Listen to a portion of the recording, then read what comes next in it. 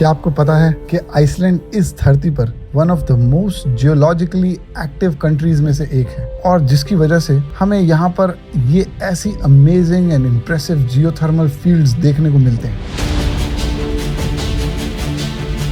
और क्योंकि मैं ऑलरेडी यहाँ पर अपने 14 दिनों के ट्रिप पर आया हूँ, तो इन खूबसूरत जियोलॉजिकल फील्ड्स को घूमना ऑलरेडी मेरी चेकलिस्ट में था।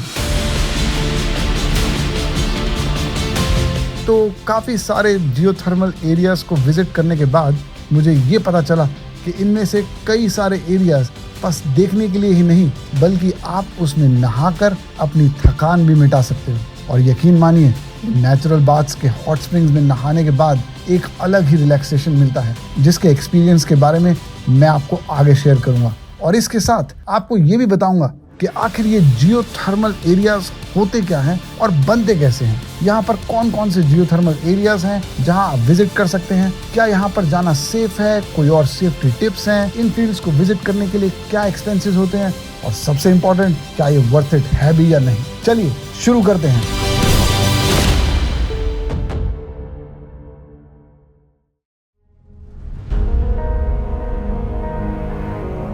तो सबसे पहले ये जान लेते हैं कि जियोथर्मल एरियाज होते क्या हैं और ये बनते कैसे हैं। देखिए, आइसलैंड पड़ता है मिड अटलांटिक रिज पर, जो कि बेसिकली कॉन्टिनेंटल प्लेट्स के बीच में एक रिफ्ट होता है, और ये देश एक वोल्केनिक हॉटस्पॉट पर एग्जिस्ट करता है, जिसकी वजह से यहाँ पर हमेशा से वोल्केनिक एक्टिविटीज होती रहती हैं। क्योंकि अर्थ के कोर में काफी गर्मी होती है, जिसकी वजह से अंदर का गर्म पानी फॉल्ट्स और क्रैक्स के थ्रू रिस कर अर्थ के क्रस्ट तक आ जाता है, और इन जियोथर्मल रिजर्वॉयर्स की फॉर्मेशन हो जाती है।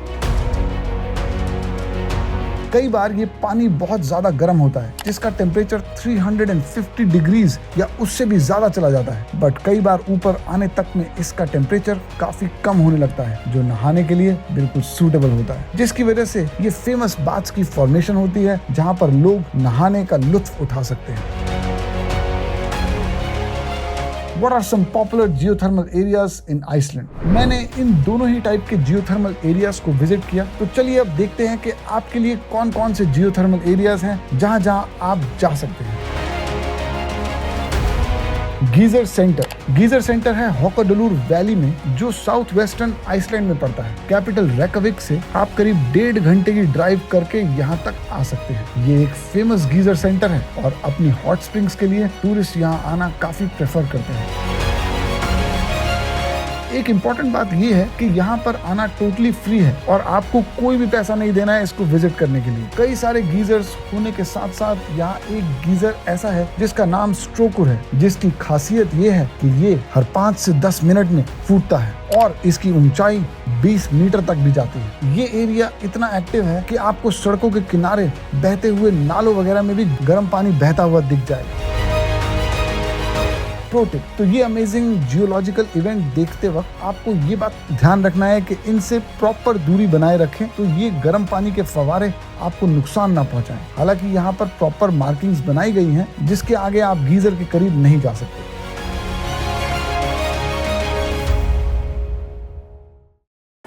अभी हमने अपनी जर्नी शुरू ही करी थी कि रास्ते में बारिश शुरू हो गई। हालांकि बारिश से रोड के ट्रिप का मजा खराब ही हो जाता है, बट थोड़ी देर बाद बारिश रुक गई और अब मौसम और भी बेटर हो गया था। बेसिकली आज थोड़ी देर में बारिश हो रही है, और बारिश में जियोथर्मल बाथ लेने का मजा कुछ और ही होता है। और फाइनली हम आ गए थे माईवाटन नेचर बाथ्स में।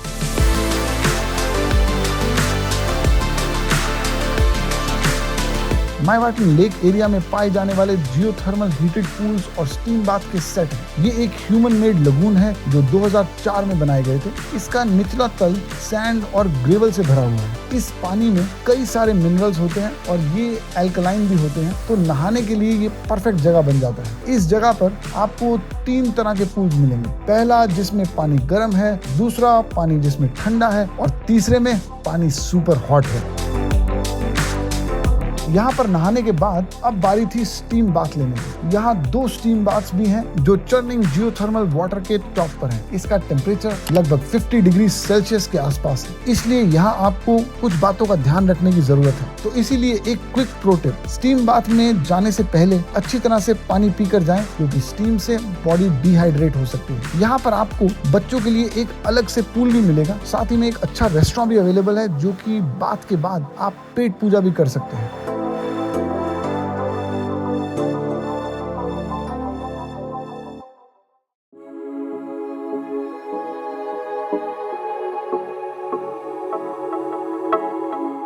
हमारा नेक्स्ट जियोथर्मल एरिया है हवीर, बट उससे पहले रास्ते में पड़ने वाली एक बोनस स्पॉट की बात कर लेते हैं, जिसका नाम है ग्रहोटहा केव। ये केव किसी जियोलॉजिकल वंडर से कम नहीं है। नॉर्थ ईस्ट आइसलैंड में लोकेटेड और कैपिटल से करीब 6 घंटे की ड्राइव के बाद आप यहाँ आ सकते हो। ये एक छोटी लावा केव है जिसमें हॉट स्प्रिंग्स भी है और इसका पानी ब्लू और क्लियर होने के साथ साथ काफी शांत भी है। पिछले कुछ सालों से इसका पानी का टेम्परेचर नॉर्मल तो है, पर ये टेम्परेचर अनप्रिडिक्टेबल भी हो सकता है, इसलिए यहाँ नहाने या इसमें उतरना स्ट्रिक्टली प्रोहिबिटेड है। एक फन फैक्ट, इसी जगह पर famous web series game of thrones के कुछ सीन्स को शूट किया गया था और तब से इस केव की पॉपुलैरिटी भी और बढ़ गई है। हमारा अगला स्पॉट था हवीर जियोथर्मल एरिया। वोल्केनिक माउंटेन नमाफल के पास स्थित ये जियोथर्मल एरिया है। यहाँ पर अर्थ की सरफेस में कई ओपनिंग्स हैं, जिसमें से स्टीम और डिफरेंट गैसेस निकलती हैं, जैसे कि sulphur dioxide, carbon dioxide, hydrogen sulphide etcetera. Sulphur की वजह से इसमें से रॉटन एग जैसी एक पंजेंट स्मेल आती है। यहाँ पर आकर मुझे ऐसा लग रहा था कि मैं मून पर आ गया हूँ। ये जगह नॉर्थ आइसलैंड में माईवाटन लेक के पास ही लोकेटेड है। जियोथर्मल पॉन्ड्स और बबलिंग मड पॉट से भरे हुए इस एरिया में कई सारे ऐसे ओपनिंग्स हैं जिसमें घूमने में आपको 20 से 25 मिनट लग जाएंगे। इसके अलावा आप नमाफल ट्रेल पर भी हाइकिंग कर सकते हैं, जिसके लिए आपको 1.5 से 2.5 घंटे का टाइम निकालना पड़ेगा। यहाँ एक अलग स्पॉट भी बना हुआ है जो थोड़ी हाइट पर था, जहाँ से आपको पूरी जगह आसानी से दिखती है। ये एक फोटोग्राफी स्पॉट है और कुछ लोग यहाँ फोटोग्राफी करते हुए दिखे, एंड ऑब्वियसली मैंने भी किया।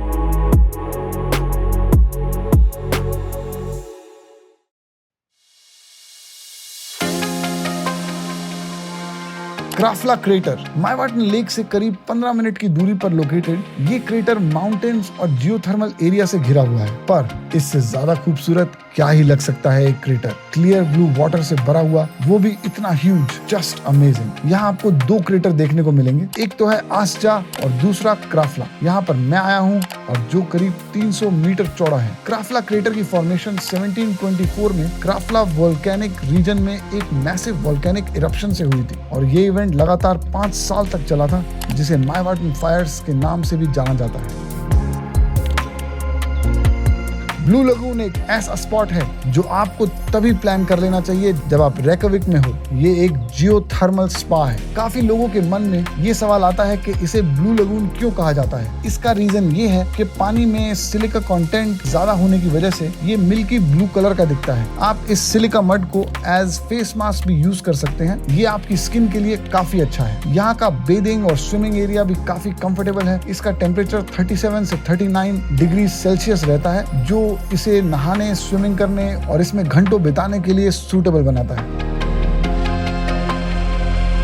यहाँ आपको और भी काफी फैसिलिटीज मिल जाएंगी, जैसे spa, restaurant, the blue cafe, और आप यहाँ पर मसाजेस भी करवा सकते हैं। इसके अलावा यहाँ सोना बाथ और स्टीम बाथ जैसे ऑप्शंस भी अवेलेबल है। यहाँ एंट्री अराउंड 4000 रुपए के आसपास है, जो मुझे थोड़ा एक्सपेंसिव साइड पे लगा, बट ऐसा अमेजिंग एक्सपीरियंस तो आपको जरूर करना चाहिए। इन प्लेसेस के अलावा यहाँ और भी जियोथर्मल एरियाज हैं, जो अगर आपके राउट में पड़े तो आपको इन जगहों पर जरूर जाना चाहिए, जैसे कि रेकाहाडुलुर हॉट स्प्रिंग थर्मल रिवर, गुनुहेवर जो रेकाहानेस पेनिनसुला के साउथ वेस्ट में लोकेटेड है, सीक्रेट लगून, स्काई लगून, नमस्कार एक्सेट्रा।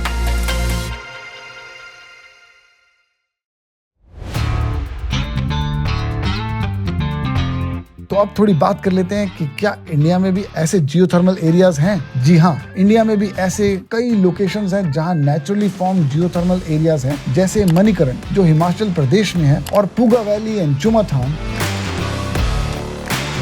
तो तो उम्मीद करता हूँ कि आपको ये जियोथर्मल एरियाज पर एपिसोड अच्छा लगा होगा। आप भी अपने आइसलैंड के ट्रिप पर जियोथर्मल एरियाज को ऐड कर लीजिए सो दैट ये अमेजिंग स्पॉट्स आपसे मिस ना हो जाएं। आइसलैंडिक एडवेंचर में मैंने एक से एक एडवेंचर किया है, like camping, glacier hiking, off roading, amazing blue ice cave visit, diamond beach, glacier lagoon etcetera. इसी के साथ मैंने किया व्हेल वॉचिंग भी, जो कि एक बेहतरीन एक्सपीरियंस था। ये एक्सपीरियंस मैं आपके साथ शेयर करना चाहता हूँ, जिसके लिए बस थोड़ा इंतजार करना पड़ेगा और उस वीडियो की नोटिफिकेशन आप तक आ जाए। इसके लिए आपको मेरे चैनल को सब्सक्राइब करना पड़ेगा। मिलता हूँ आपसे नेक्स्ट वीडियो में, तब तक के लिए बाय बाय।